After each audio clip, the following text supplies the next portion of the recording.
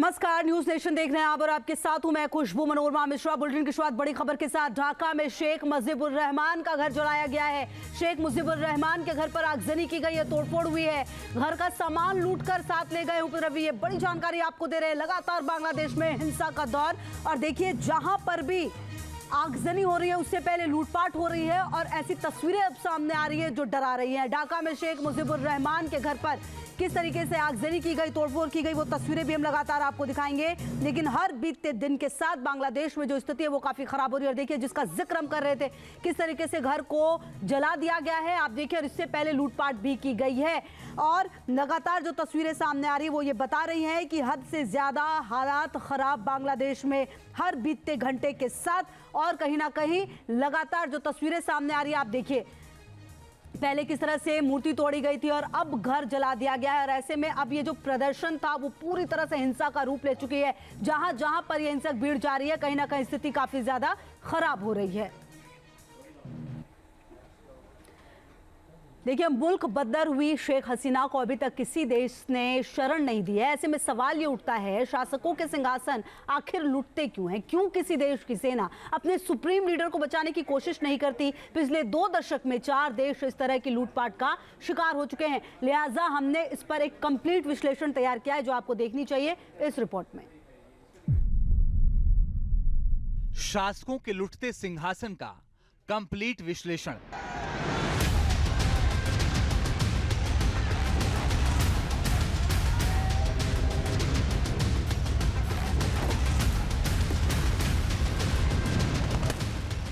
जब एक शासक का सिंहासन लुटता है तो क्या होता है? राष्ट्रपति भवन में जनता घुस जाती है, चारों तरफ चीख पुकार मच जाती है।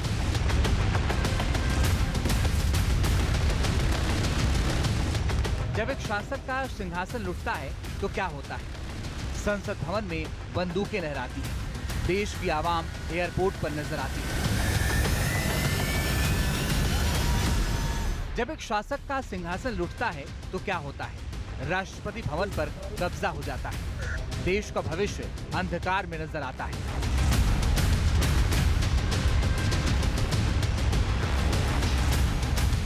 जब एक शासक का सिंहासन लुटता है तो क्या होता है? प्रधानमंत्री को देश से भागना पड़ता है, सेना को झंडा गाड़ना पड़ता है।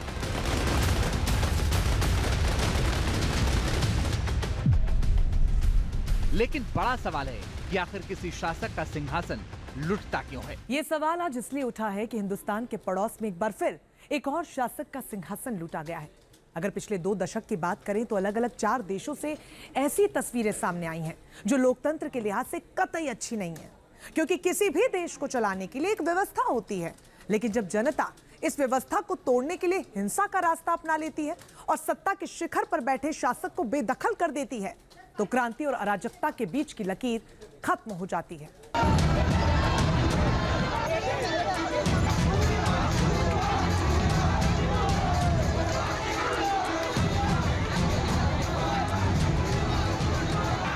सबसे नई तस्वीरें बांग्लादेश की राजधानी ढाका से सामने आ रही हैं। जिस सेना के ऊपर देश की सुरक्षा की सबसे बड़ी जिम्मेदारी थी, वही सेना उपद्रवियों के साथ मिलकर अराजकता पर उतर आई।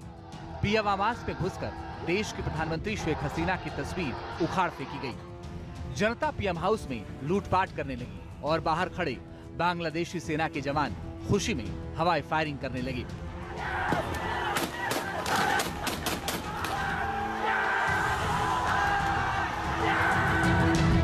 लेकिन शेख हसीना के लुटते शासन की महज ये चंद तस्वीरें नहीं है, बल्कि मंजर इससे भी ज्यादा खौफनाक है।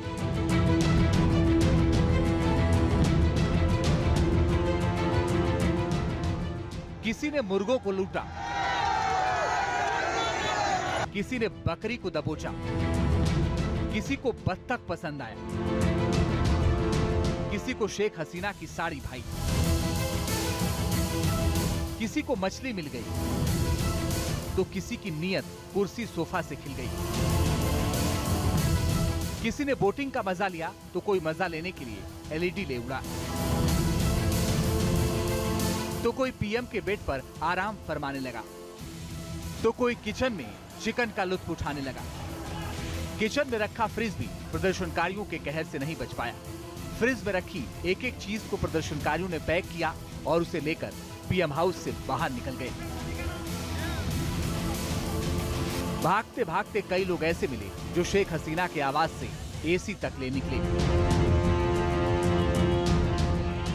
बांग्लादेश जैसे लोकतांत्रिक देश के सियासी भविष्य के लिए पीएम हाउस का यह हाल शर्मसार करने वाला है। जो भवन कुछ देर पहले तक देश का सबसे महत्वपूर्ण और ताकतवर जगह थी, महज चंद सेकंड में वो अराजकता का अड्डा बन गई। जिस पीएम हाउस की एक एक चीज पर पहरा होता था, हर कोने में गार्ड्स की कड़ी नजर रहती थी, वो आज प्रदर्शनकारियों के हवाले था। जिसके मन में जो आया वो किया। बांग्लादेश की सेना ने खुली छूट दे दी। आक्रोश मचाने के लिए पीएम हाउस के दरवाजे खोल दिए गए।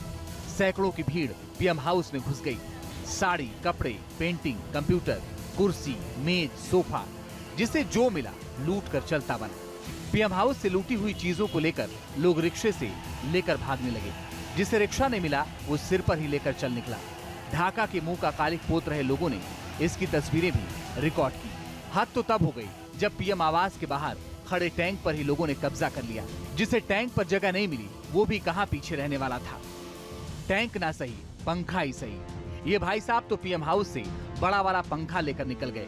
बांग्लादेश के पीएम हाउस में लूट की तस्वीरें लगातार वायरल हो रही हैं। जब भी लोग सोशल मीडिया का अपना अकाउंट खोल रहे हैं, लुटते सिंहासन की एक नई तस्वीर सामने आ जाती है, जिसमें हर तरफ एक प्रधानमंत्री की बेबसी और लाचारी दिखाई देती है। अगर एक बार मान लिया जाए कि शेख हसीना सरकार के खिलाफ लोगों में गुस्सा था, तो इस गुस्से को भड़ास बनकर चुनाव में निकालना चाहिए था।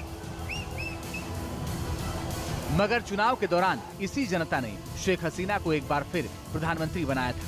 लेकिन 7 महीने के भीतर हसीना को सत्ता के शिखर पर बिठाने वाली जनता ने उन्हें न केवल नीचे उतार फेंका, बल्कि पीएम आवास में लूटपाट करके एक ऐसी तस्वीर पेश की जो बांग्लादेश के इतिहास में आज तक नहीं देखी गई थी। अगर मोटा मोटा देखें तो बांग्लादेश में तस्वीरों के माध्यम से जो मंजर सामने आया, कहीं ना कहीं उसके पीछे बांग्लादेश के सेना प्रमुख जनरल वकार उल जमान का ही हाथ है। क्योंकि शेख हसीना के इस्तीफे के बाद जनरल वकार उल जमान ने ही सरकार चलाने का ऐलान किया था।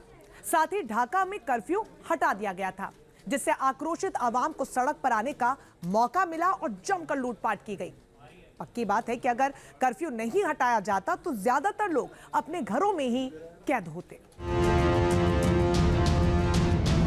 जिस प्रधानमंत्री शेख हसीना को बांग्लादेश से इस तरह बेइज्जत करके निकाला गया, वो शेख हसीना जनवरी में ही 5वीं बार बांग्लादेश की प्रधानमंत्री चुनी गई थी। आम चुनाव में उनकी पार्टी आवामी लीग को 300 में से 224 सीटों पर जीत मिली थी। लेकिन 7 महीने के भीतर वो इस कदर नापसंद हो जाएंगी, शायद ये किसी को पता नहीं था। लेकिन लुटते सिंहासन की कहानी सिर्फ शेख हसीना तक ही सीमित नहीं है। आज हम आपको कई और ऐसे शासकों की कहानी बताने वाले हैं, जिनकी कभी पूरे देश में तूती बोलती थी। इनका सिर्फ एक बयान आदेश माना जाता था। सेना प्रमुख जिनके सामने सिर झुकाए खड़े रहते थे। मगर वक्त ने ऐसी करवट ली कि साल 2011 में पहले लीबिया के तानाशाह मुअम्मर गद्दाफी को गद्दी गंवानी पड़ी। फिर उनके महल में भी इसी तरह लूटपाट की गई। अगस्त 2021 में ठीक ऐसा ही मंजर अफगानिस्तान के काबुल में भी देखने को मिला, जब राष्ट्रपति अशरफ गनी को राष्ट्रपति भवन छोड़कर भागना पड़ा था।